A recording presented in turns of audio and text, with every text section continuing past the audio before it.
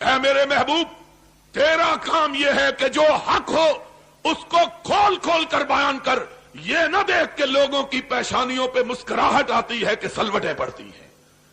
قرآن نے ہم کو یہ نہیں بتلایا کہ تم بھی قصے اور کہانیاں بیان کرنا شروع کر دو۔ اچھے اچھے لوگ قصہ گو بن گئے ہیں۔ حقیقی بات یہ ہے کہ 10 محرم کو جو واقعہ رونما ہوا ہے، اس کا آغاز سن 60 ہجری کو ذی الحجہ کے ابتدائی ایام میں ہوا کہ حضرت حسین رضی اللہ تعالی عنہ کو پتا چلا کہ حضرت امیر معاویہ رضی اللہ تعالی عنہ کی وفات ہو گئی ہے۔ وہ امیر معاویہ جس کی بیعت خود حسین نے کر رکھی تھی۔ سنا ذرا بات، آج انشاءاللہ مسئلہ سمجھا کے جاؤں گا۔ وہ معاویہ جس کی بیعت خود حسین نے کی ہوئی تھی، حسین نے بھی کی تھی، جس کی بیعت اس کے بھاڑے بھائی حضرت حسن نے بھی کی ہوئی تھی، وہ معاویہ فوت ہوئے۔ اور ذاکر، واعظ اور ہمارے ان پڑھ مولوی بھی حضرت معاویہ کا نام لیتے ہوئے ہچکچاتے ہیں، ان پر دشنام دیتے ہیں۔ ان سے جا کے پوچھو کہ جاؤ، ہم تو ثابت کر رہے ہیں صدیق و فاروق و عثمان کی خلافت کو، لیکن اگر تم ہم سے پوچھتے ہو تو ہم کو یہ بتلاؤ کہ مسئلہ صرف صدیق، فاروق اور عثمان کا نہیں، بلکہ تمہارے 2 معصوم اماموں نے تو حضرت معاویہ کی امامت کو بھی مانا ہوا ہے، حضرت معاویہ کی خلافت کو بھی تسلیم کیا ہوا ہے۔ اور اگر معاویہ کی خلافت غلط تھی تو سن 40 ہجری سے لے کر سن 60 ہجری تک 20 سال کے طویل عرصے میں حسین نے معاویہ کی خلافت کو چیلنج کیوں نہیں کیا؟ بتلاؤ، 20 سال معاویہ کی خلافت کو جناب حسین نے رضی اللہ تعالی عنہما قبول کیے رکھا، ایک لفظ زبان سے نہیں کہا۔ اور حوالہ سنیوں کی کتاب کا نہیں، حوالہ شیعہ کتاب رجال کشی کا، کربلا کے اندر شیعوں نے کتاب چھپوائی ہے، 3 صدی ہجری، آج سے 1200 سال پہلے کا مصنف ہے۔ اور دوسری کتاب حیات القلوب ملا باقر مجلسی ایرانی کی، جو ایران کے شیعہ پریس نے چھاپی، اس کا حوالہ ہے۔ دونوں کتابوں کے اندر لکھا ہے کہ حضرت حسن رضی اللہ تعالی عنہ نے جب حضرت معاویہ رضی اللہ تعالی عنہ سے صلح کی تو شرائط طے ہوئی، اس کے بعد حضرت معاویہ رضی اللہ تعالی عنہ نے حضرت حسین کی شرائط کو تسلیم کیا، حضرت حسن کی شرائط کو تسلیم کیا۔ جب شرائط تسلیم ہو گئی، حضرت حسن نے، علی کے بیٹے نے، خلافت سے دستبردار ہو کر اس مسجد کے اندر، جس مسجد کو ان کے بابا حضرت علی نے بنوایا تھا، اس مسجد کے اندر اپنے باپ حضرت علی کا منبر رکھوایا اور اس پر حضرت امیر معاویہ کو بٹھایا، خود نیچے بیٹھے، معاویہ کو اوپر بٹھایا، کہا کائنات کے لوگوں سن لو، آج رسول کا نواسا، علی کا بیٹا خلافت سے دستبردار ہو کر اپنا خلیفہ امیر معاویہ کو مان رہا ہے۔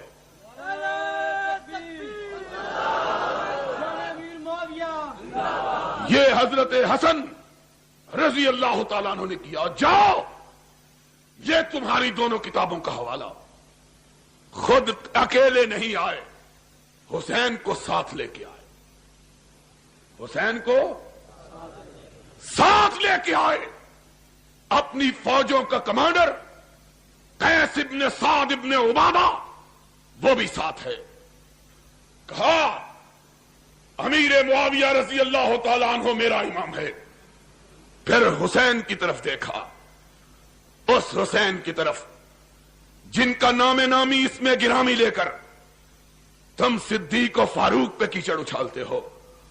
اس حسین کی طرف دیکھا, کہا کم وبائے حسین اٹھو, میں نے معاویہ کی امامت کو مانا ہے, تم بھی معاویہ کے ہاتھ پہ بیعت کر کے اس کو اپنا امام مانو.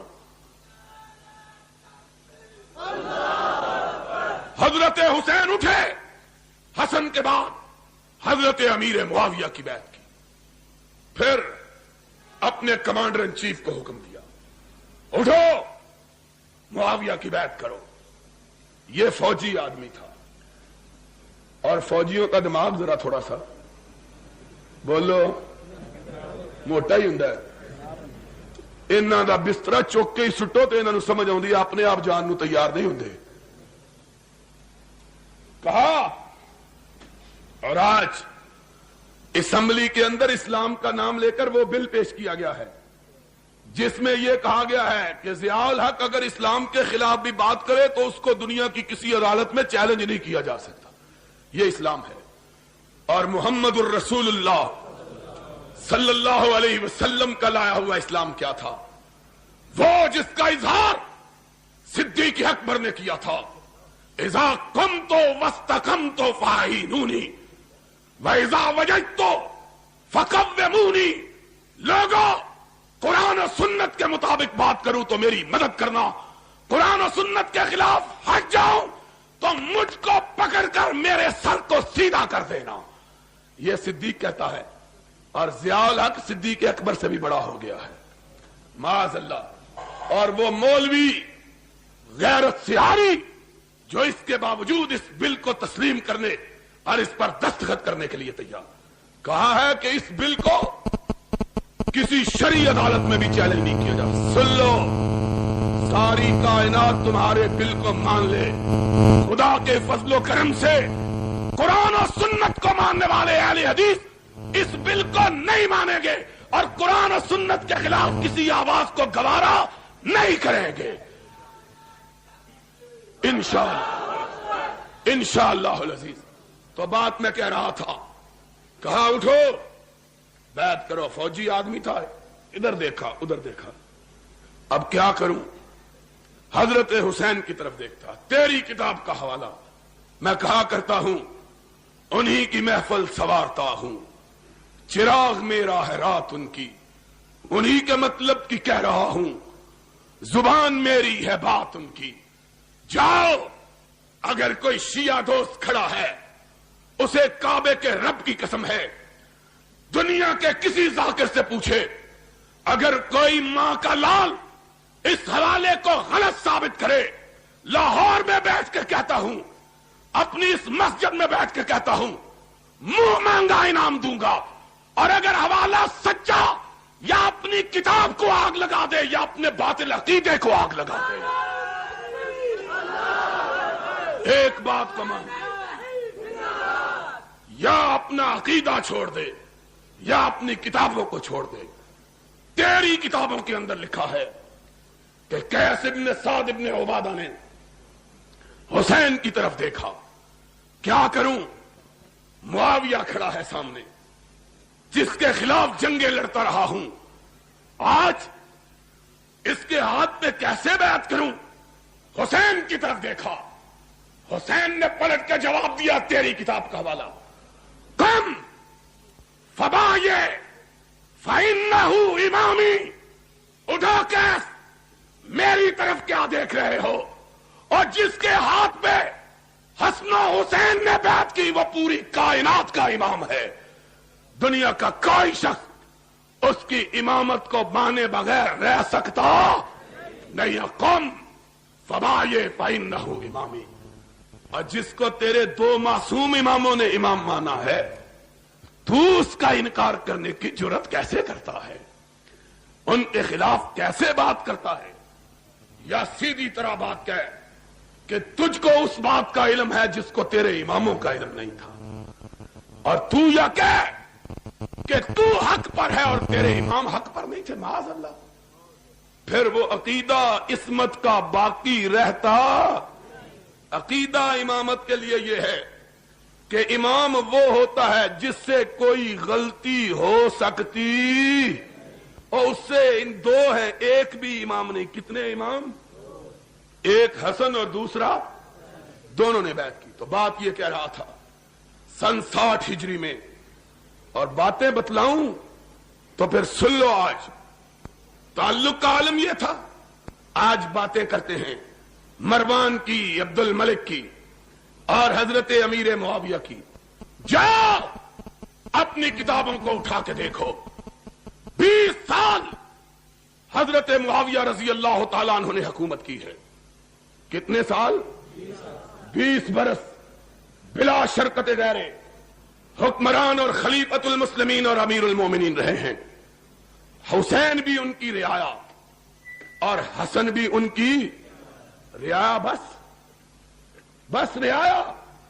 جا اپنی کتابوں کو اٹھا کے دیکھ، تیرا مرزا عباس قمی منتہی المقال میں ملا باقر مجلسی جلاء العیون میں لکھتا ہے کہ جب تک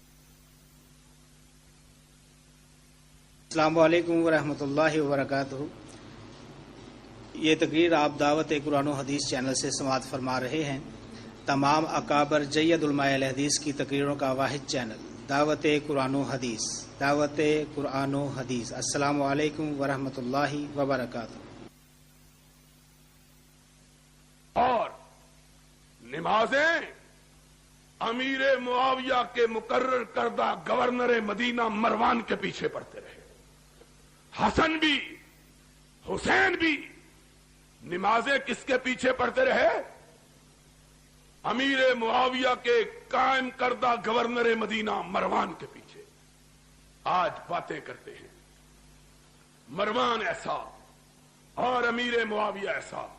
اگر امیر معاویہ ایسا ہوتے تو حسن اور حسین کو امیر معاویہ سے وظیفہ لینے کی ضرورت نہ تھی، اس کو جائز نہ سمجھتے، اور ان کے خلاف جہاد کرتے، خروج کرتے، باہر نکلتے، تلوار بے نعم کرتے۔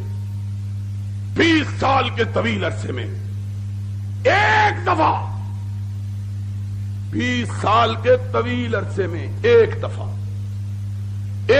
دفعہ بھی حضرت امیر معاویہ کے خلاف زبان شکوہ کو حرکت، ایک دفعہ۔ آج یہاں مسئلہ کفر و اسلام کا بنا لیا ہے۔